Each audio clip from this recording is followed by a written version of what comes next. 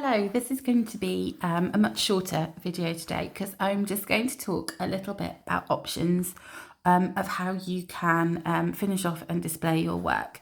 Now, I'm not going to actually finish and mount mine today because, as you can see, I've still got some mistletoe that needs finishing off, and I need to unpick this chain stitch that I did in completely the wrong colour the other night when I was doing cosy stitching with some lovely soft lighting, and obviously didn't notice that I picked up the wrong thread, but in the daylight it's donkingly obvious. So so I'm not going to actually finish and mount mine, but hopefully by the end of the weekend I will have got it done, and I will be able to put a finished picture in the Facebook group to show my displayed creation. So there are a couple of options when you're finishing off. If you want to keep it in the hoop like this one, then I will put a link down below in the comments to a video that I already have on about how to finish off your hoop and to cover the back with some felt for display, which just helps stop those stitches at the back snagging on anything. And then you can just hang it up like that. If you don't like the look of this, you can put a big ribbon across the top as you're hanging it in the place. And before you do that, some other things you could do is you could change the colour of your hoop. So you can actually buy display hoops online. If you Google those, display embroidery hoops, and you can get different finishes, you can get different styles, and then they don't necessarily have this screw on, they might just have a hanging loop. So that's something you could do. Or you could paint your hoop, so either with paint pens or just with some acrylic paint. Obviously take the fabric out first, paint your hoop, and then put it back in again, and that looks quite effective. One thing that I did think about doing was actually making a kind of felt ring to go round to cover up that up, but my felt that I have got here is not quite wide enough, but I'm going to explore that a little bit for future options, because I think that would look quite cool to have just like a hoop of the felt which would then sit on the top of the frame to just kind of pick out some of the colours in the design. So if you have got felt that's wide enough, all I was going to do was I drew around the size of my hoop, the finished hoop, onto my felt, and then I drew, well actually I did it onto paper. I did it onto paper, and then I drew like, I folded it and did like a kind of fluted effect that would go around the edge. So if you can picture it, this would be made out of, I'll take it without the scrap paper. So this would be made out of kind of red felt going all the way around, and I thought that would look quite effective. And then I was just going to glue it onto the frame and cover it up that way. But as I say, the felt that I've got is not quite wide enough, so that didn't work. But if you have a go at that and you want to share that, I'd love to see what you come up with. The other thing that you can do is if you have some suitable fabric.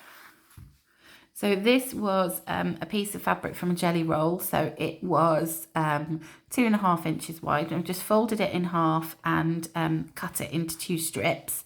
So I would say it's probably about 1 inch wide, maybe 1.5 inches.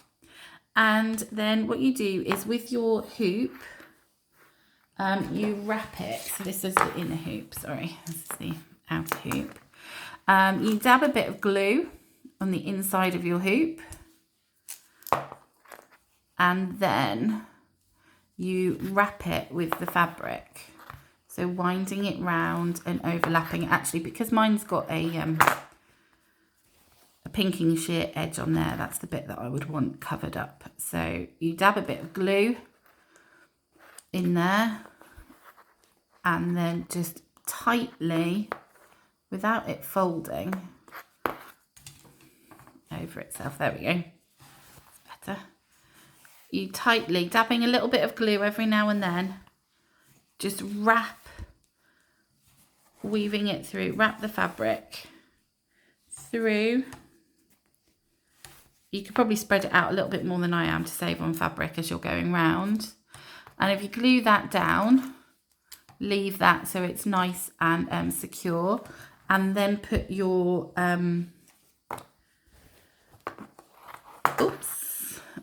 fabric back in there once it's all stitched and done. Then you get this nice look of colour without the paint as well, so just with fabric that you might have in your stash, and that looks quite nice. But what I'm actually going to do with mine today is I'm going to put it onto a canvas. So I had picked up one of these canvases. This one is actually from The Works. You can get them from the pound shop. You can order them off Amazon. You can get them fairly cheap.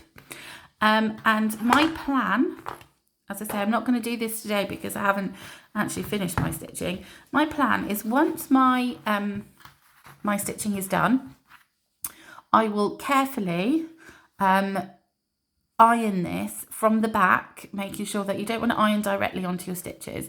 So I will, with a gentle iron, to kind of flatten it out or steam it a little bit if you've and then if I need to do this side as well, trying to avoid the stitched area, if I need to do this side as well, I will do the front around here.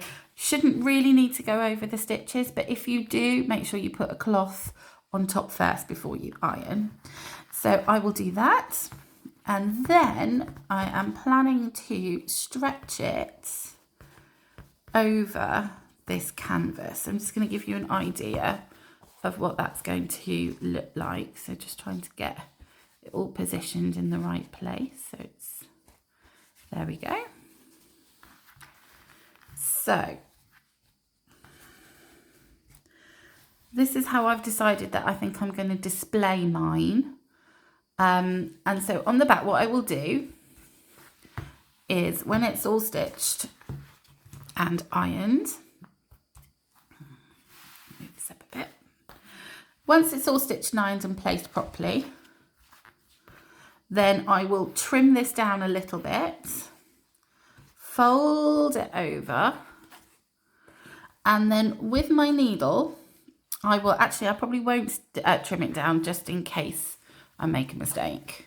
I don't think I'll need to do that. So I'm going to thread up my needle and I will stitch from here to this side and back again, long stitches, pulling it close and just pulling that tighter. So if you picture it, I'm going to pull my needle up here, take a stitch into there, back down here, all the way across, and pulling it as I go to pull those edges in. Then I will finish that off and I will turn it round and I will folding these edges in nicely like that. So a bit like wrapping a present. Fold up my edges. Like I've got my needle there from my mistletoe to carry on with. And then I will do the same again with these edges so that the stitching is nice and tight across the frame. And you can leave it like that if you want to. And I think that's probably what I will do. Just have it as a nice little frame. And I can pop it on the wall in December. And then I can put it away again until next year. So it will come out and I will be able to look at it with pride and say, oh, that was my lovely Stitchmas 24. Another thing you could do is I have got a box frame that this canvas happens to fit into. So as a way of keeping the, you can either keep the glass in as a way of keeping it dust free, but since this will probably only be on display for like a month or so through December, and then I will store it nicely, I probably will get rid of the glass just so you can see the stitches, but you can just pop it into the box frame. Obviously this will all be pulled tight so you won't have this problem. Pop the back on and then you have a boxed design that you can hang up or you could give away, and you can either choose to keep the glass in or take the glass out. But I think that is a lovely way of displaying it, and obviously you can get different coloured frames, things like that. So those are a couple of options. You could either paint your frame, get a special hoop display frame. You could put it on a canvas, you could put it in a box frame, you could wrap your hoop, you could paint your hoop, or of course, because the fabric is on a A4 kind of sized piece of fabric, you could actually stitch this into something. So you could make a small little kind of cushion. If you wanted, it would be a very small cushion, or you could use it in a panel in the inside of a patchwork cushion. Do some patchwork around the outside, and this could be the center panel. You could make it into a reusable gift bag. I mean, that would be a very posh gift bag with the amount of work you put into that. There are loads of different things that you could do with it if you just use a little bit of your imagination. And I would love to know in the comments what you decide to do. If you have any questions, then please do get in touch with me. Either leave a comment or get in touch with me in the Facebook group or via my email. I hope you've enjoyed the Stitchmas. I can't wait to see any of your finished stitches. If you decide to share those with me, that would be lovely. I'd love to see them on display, what you decide to do with them. Yeah, so thank you very much for joining me, and have a wonderful Christmas, a fantastic end to 2024. And if you haven't already signed up to my email list, please make sure that you're on there, so that you can find out all the fantastic things that I have got planned for 2025. Thanks again for joining me. Bye.